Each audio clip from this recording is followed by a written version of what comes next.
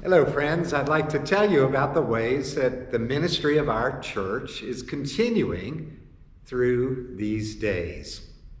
We're so grateful, first of all, that the members of the congregation have really stepped up, and you have been so very generous in continuing to give your offerings and to keep your pledges up to date. Really, that's so very important. And we are doing well. We are doing well, even though we are separated one from another. The deacons are keeping in contact with members of the congregation, either through letters or through phone calls or even emails. This is such an important ministry, and we appreciate the ways that the deacons have been reaching out and contacting folks and hearing back from so many of you so that we can know what's going on in your lives. Our visitation deacons, they're very limited right now in what they can do, but again, they are ready to respond and hoping for the days ahead when they can actually begin their program of visitation once again. Bob Foster, as many of you know, he goes out on a weekly basis and checks in on all of our folks who are in nursing homes, and unfortunately has not been able to do that over the past several months. Again, Bob is looking forward to the day when he can restart that, but he certainly keeps all of those folks in his heart and in his prayers these days, as indeed all of us do. The session has been working on several important issues to make sure that the worship life and the financial life of our congregation continues as it should. And so they had a very healthy discussion a couple of weeks ago about how we might include communion as part of our remote worship services. And so I hope that many of you were able to be a part of that Maundy, Thursday communion service.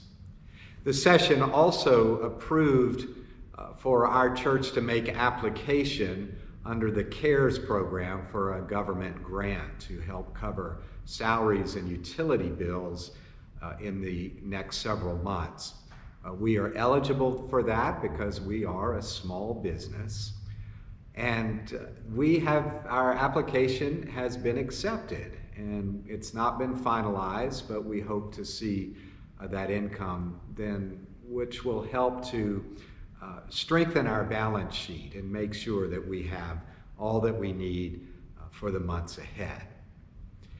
Now, there are also some other very important things going on, works of our various committees, Christian education, lots going on there. Miss Deneen is sending out things for families to do at home, and also the Adult Education Committee, providing some fine quality things every week for us to enjoy and participate in and learn from.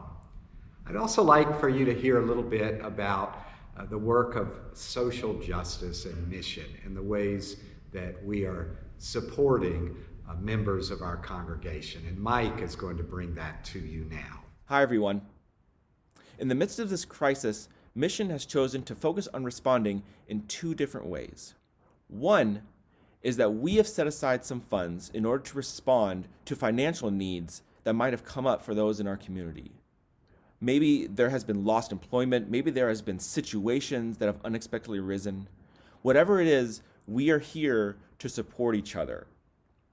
It is difficult to ask, though, but we still encourage you to do it, whether it's for you or for someone that you may know.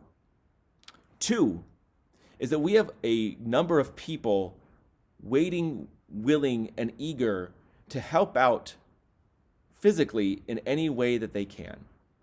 Maybe you are someone who is especially at risk, and you could use some help getting groceries, medication, picking up something that you need, moving, or many other ways. We have folks here who are willing and ready to show up, masks on, maybe even gloves, and get to work. Again, it is hard to ask for these things.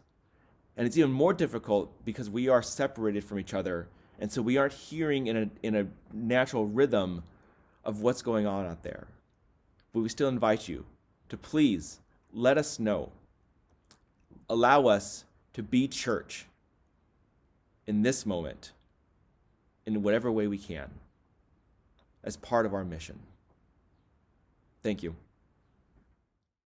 Michael Ozaki is also holding regular Zoom meetings with his Fish senior high groups and also continuing to meet remotely with his senior high Sunday school. Also, Diana Malcolm, she's meeting on a regular basis with our Chrysalis middle high group. Our preschool rooms may be empty, but that doesn't mean there aren't good things happening in our Stay and Play program. Laura Steger will tell you about it. Hi, Laura Steger, the director of Stay and Play here. I just wanted to give you a quick update on Stay and Play and how things are going and what the teachers have been up to.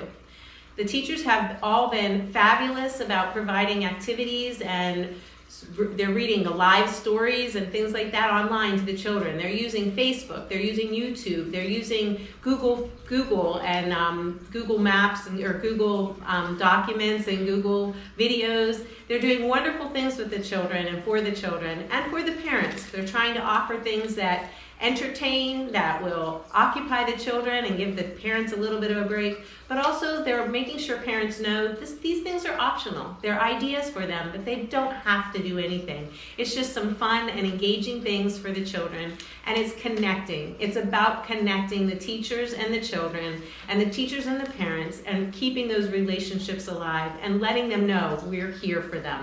We want to be here, and we always will be here for them. Thank you, Laura. And now we're also going to hear about how our college and young adult ministries are continuing on. Hello, college students and young adults. How are you? We are still gathering virtually, even though we are quarantined. If you want to find out about what we're doing and want to connect with us, college students, you can find us on Facebook or on Twitter at Presbyterian Student Fellowship. Most of the updates are going up on Facebook. We're still gathering on Thursdays and doing some other things just to connect. And our young adults, we're still meeting with our Bible study weekly and doing some Theology Untapped stuff. So if you are a young adult and want to find out more information about that group, find us also on Facebook at Theology Untapped-SCPC.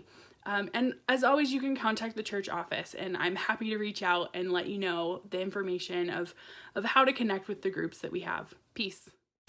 In the church office, Janet Heasley comes in on a weekly basis to check mail and take care of different matters. Ann Thomas and Michelle Fortin come in and count up the offerings, and Michelle also writes the checks for bills.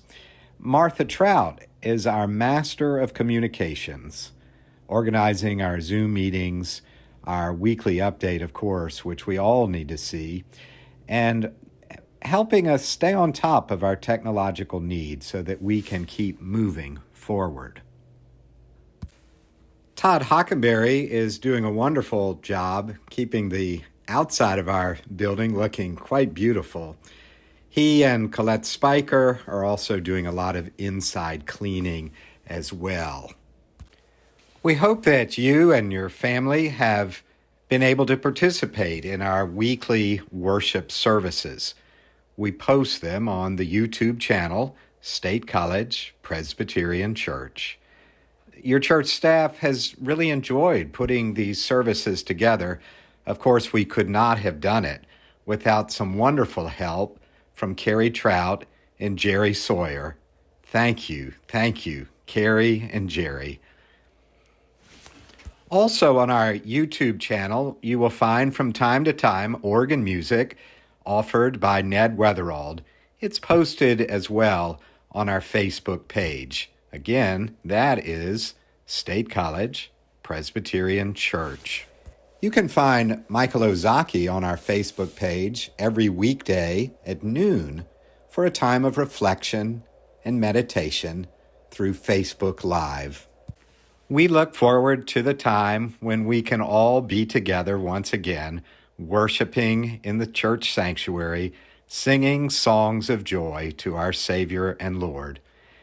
But in the meantime, please stay safe, stay healthy, and may God watch over you in all of these days.